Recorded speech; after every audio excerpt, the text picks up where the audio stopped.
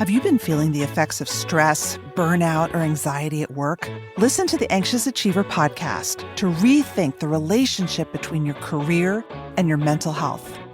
Get the Anxious Achiever wherever you find your podcasts and walk away with practical advice you can implement today. The LinkedIn Podcast Network is sponsored by SAP. SAP Business AI. Embedded across SAP solutions, it drives immediate impact. From Joule, your digital assistant, to AI-powered capabilities portfolio-wide, make confident decisions using your own data. SAP Business AI. Revolutionary technology, real-world results. That's SAP Business AI. Hey, we've got another live event coming up next week, October 10th in New York City. Our Next Big Idea Club curator, Daniel Pink, is going to be in conversation with legendary magazine editor Adam Moss about his new bestseller, The Work of Art, How Something Comes from Nothing. So come hang out with us, have a cocktail, maybe network a little, and ask your questions about creativity. You can get tickets to the event or join via live stream by going to nextbigideaclub.com/events or use the link in the episode notes. See you there. Now here's today's show. LinkedIn presents.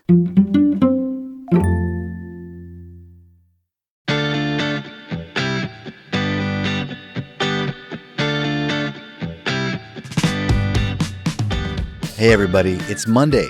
I'm your host, Michael Kovnat, and this is the Next Big Idea Daily, the show that gives you quick insights from the latest nonfiction books, making it effortless for you to get smarter while sipping your morning coffee. Just make sure you click follow in your podcast player to get our future episodes and sign up for our Book of the Day newsletter using the link in the episode notes. So today's question, are you fulfilled? It's a big question, I know, but it's worth asking no matter how outwardly successful you are. Otherwise, you might be what Megan Hellerer calls an underfulfilled overachiever. Megan is a career coach and the founder of Coaching for Underfulfilled Overachievers. Her new book is called Directional Living, a transformational guide to fulfillment in work and life.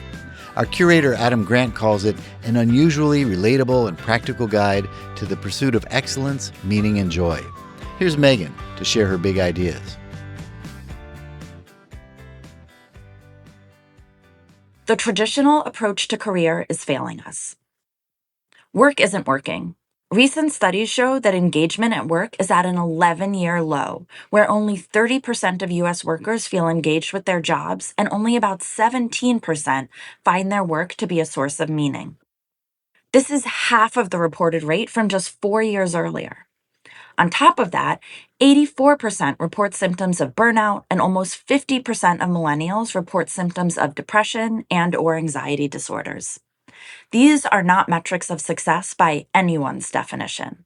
And these two things, our engagement and fulfillment at work and poor mental health, are not unrelated. The result is an entire generation of people I call underfulfilled overachievers. Underfulfilled overachievers are those who've checked all the boxes, did all the right things, often have resumes chock full of impressive accomplishments, and yet still find themselves unhappy, wondering, is this really all there is? Underfulfilled overachievers have great on paper lives that feel far from great inside. They're living great lives, they're just not their lives. I know because I was one. I graduated from Stanford at the top of my class, landed a dream job at Google, and dutifully climbed the corporate ladder, all with the expectation that if I just worked hard enough and did enough of the right things, I'd be happy and fulfilled. Instead, I found myself miserable, clinically depressed, experiencing almost daily panic attacks, and totally at a loss about why I was feeling this way or what to do about it. So, I quit my dream job with no plan and made it my mission to figure out what I was doing wrong, convinced that there must be another way to build a career. The more I started to share my story with others, the more I realized just how common and widespread this problem was. So many of the smartest, most accomplished, creative, and talented people I knew had accumulated all of the accomplishments and none of the fulfillment. This was not an individual problem, but a systemic one. Focus on the direction, not the destination. So why are we all so unfulfilled? Because we were taught that achievement is the path to fulfillment. We were sold a story that if we just worked hard enough and made the right choices, we would be successful and therefore live happy and secure lives. But as most of us learn the hard way, this is a lie. Achievement does not inherently lead to fulfillment. The achievement lie orients our entire lives to reaching destinations, the finish lines, the outcomes, regardless of what we must sacrifice in order to get there. We privilege the end result over all else, and our primary purpose becomes acquiring as many achievements as possible, as quickly as possible, in attempts to secure our fulfillment. The degrees, the awards, the titles, and the promotions matter more than our experience or even the impact of the work. The thinking goes, who cares if the trip is miserable? It'll all be worth it once I've arrived. But more often than not, when we arrive at the destinations we so doggedly seek, no matter how objectively outstanding they are, they don't feel like we thought they would. Often, we're shocked to find that we have no desire to be there. This outcome-oriented, destinational approach has been the dominant cultural paradigm for navigating life. But it's a setup. If we want to live meaningful, fulfilling, purposeful lives, it's time to divest from the belief that achievement is the path to fulfillment, and that our best life is a destination waiting for us at the end of that sacred 10-year plan. Instead, we want to start living directionally, where the focus is on moving iteratively in our own personal right direction without needing to know the precise destination. We've been trained to believe that we need a perfectly plotted life itinerary and a fully baked master plan to be happy, when all we truly need is a direction. A perfect analogy for this destinational approach comes from the late novelist E.L. Doctorow. It's like driving a car at night. You can only see as far as your headlights, but you can make the whole trip that way. Focusing on your direction, just the headlights, would be deciding to take a constitutional law class because it feels interesting, without knowing exactly where it would lead. Taking a destinational approach would be starting law school with a definition of success, say, being appointed to the Supreme Court one day, and then dedicating every decision you make thereafter to that sole pursuit. Living directionally means that instead of trying, right out of college, to lock in the company and the career from which you'd like to retire at 65, destination, you simply select the next job role you'd like to experience right now, direction. Instead of trying to determine whether your date is the one, destination, you focus only on whether you want to go on a second date with them, direction. In fact, you stop trying to decide whether anything is the one, the house, the career, the crush, the business, the best friend. You instead decide only on your single next directionally right step. You focus on the headlights, knowing you can make the whole trip that way. One of the latest incarnations of the destinational paradigm is the focus on finding your purpose. But your purpose isn't some static, immutable destination that you need to predetermine before you can begin living. The effect of treating our life purpose like a destination is actually the opposite of what we want. We freeze. We do nothing while we stare at the wall or a spreadsheet trying to figure it out. Your attempt to find your purpose is actually holding you back. Purpose is, yep, you guessed it, a direction, not a destination. You don't achieve purpose once and for all. You move toward it. And the best proxy we have for our purpose is our curiosity. Our curiosity is the equivalent of just the headlights. It's not a distraction. It's showing us the path forward. Think of curiosity like hunger. As hunger is meant to tell you where the nourishment is, curiosity is meant to tell you where the fulfillment is.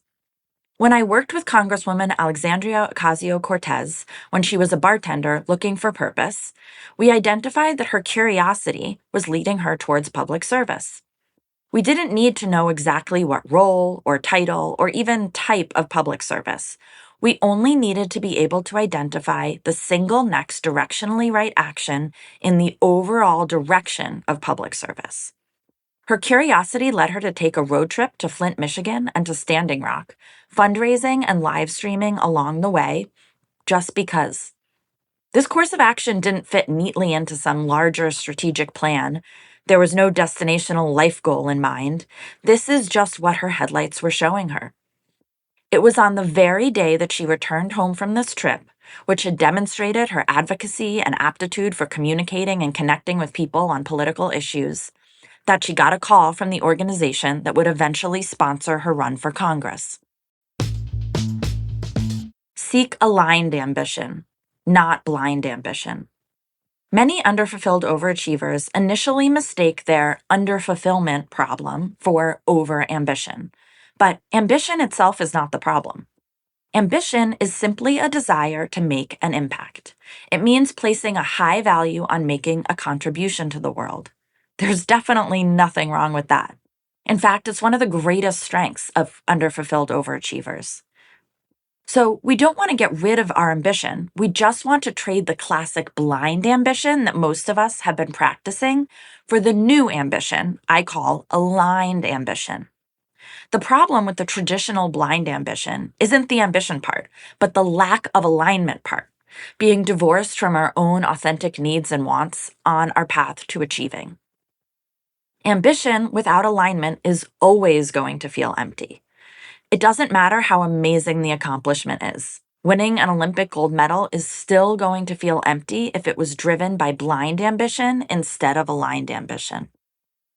With blind ambition, we select the destinations we're striving to achieve according to what has been deemed impressive and valuable by the collective.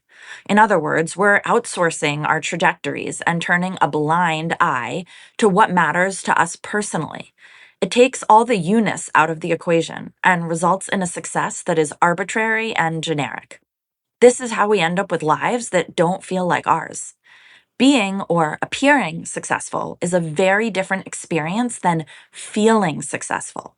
That is, from achieving according to what is aligned for you. This is where aligned ambition comes in. Aligned ambition is inner-directed ambition that incorporates your own personal, authentic preferences, talents, joys, curiosities, and experiences to create a career and a life that is particular to you and no one else. Where the ambition comes from and why you're ambitious matters. Did you inherit or absorb that aspiration, or did you generate it yourself? We want to be ambitious for the achievements and the success that are uniquely well-suited to us, because that's where the fulfillment lives, not to mention where we can have the greatest impact and contribution. Ambition, in its aligned form, is simply an internal call to more alignment, to more of yourself, to more life. And that's something I think all of us want more of. Working at Google was indeed a version of success, but it did not feel like success for me. It didn't matter how many promotions or bonuses or awards I got. For me, it was blind, generic success and was not aligned for me. Publishing a book and having a thriving coaching practice would be considered by many to be another version of success and worthwhile ambitions to pursue. However, my experience of these two versions of success is vastly different, where the latter is deeply fulfilling because it is aligned. It's the work, I believe, that I'm uniquely well-suited to do in the world. Life is a game of warmer, colder. Directional living is like playing the children's game of warmer, colder, where one player hides an item and directs another player to find it by calling out warmer when they are headed in the right direction and getting closer to the hidden object, or colder when they are headed in the wrong direction and moving farther away from the hidden object. At each juncture, you simply ask, is this warmer or is this colder? By which we mean more aligned and directionally right, or less. In other words, you move iteratively in the warmer, most aligned direction without knowing exactly where you're going to end up. So long as you're getting warmer with each step, you're doing it right. The key component of this game, as in life, is moving iteratively. To navigate effectively, we want to take an experimental approach where we are testing and learning and acquiring new information and data and refining as we go. We don't just sit in one spot and try to arbitrarily guess the hidden game-winning destination. That would not only be less fun, but actually a lot less efficient. The goal is not to get it right or perfect on the first try, or even to adhere to some master strategic plan. Instead, the idea is to evolve and fine-tune over time by being alert and responsive to the new inputs you're receiving. The only way to fail is to refuse to iterate and adjust. When in doubt, take an action, any action. In the real world, this launch and iterate strategy becomes even more important because there's the added challenge that the world and we ourselves are constantly changing. It's as if the original hidden object doesn't remain where it began and is instead constantly moving. What is warmer for us at 25 is going to be different than at 35, 45, and 75. And what the world looks like and what's possible and salient and impactful is going to be different in 10, 20, and 50 years from now. The world is not static and fixed, and neither are we. We want to be allowed to evolve and to be able to be responsive to our inner world and the world around us. So long as we're taking a warmer, colder approach and focusing on the direction, this is no problem. The destination, no matter how much it moves, is actually irrelevant. This is the paradox at the center of directional living. The less focus you give to the outcome, the more fulfilling the process and the result will be. When we stop needing to predict exactly where we are going, opportunities emerge. When we interact with the world as it is, as opposed to how we expect it will be, new options that were once inconceivable to us present themselves. We can, and I recommend that we do, both individually and collectively, make the whole trip that way. Thank you, Megan. Okay, listeners, you can get a copy of Directional Living wherever you get your books. And wherever you are on your career journey, we've got something for you at the Next Big Idea Club. From a curated hardback subscription service to an inspirational app, masterclasses, and live networking events like our upcoming conversation with Dan Pink and Adam Moss. Check it all out at nextbigideaclub.com and use the code DAILY to get a special discount. Come back here tomorrow. I'll have some big ideas for you from the new book, The Inner Clock, Living in Sync with Our Circadian Rhythms. I'm Michael Kovnat, and I'll see you tomorrow.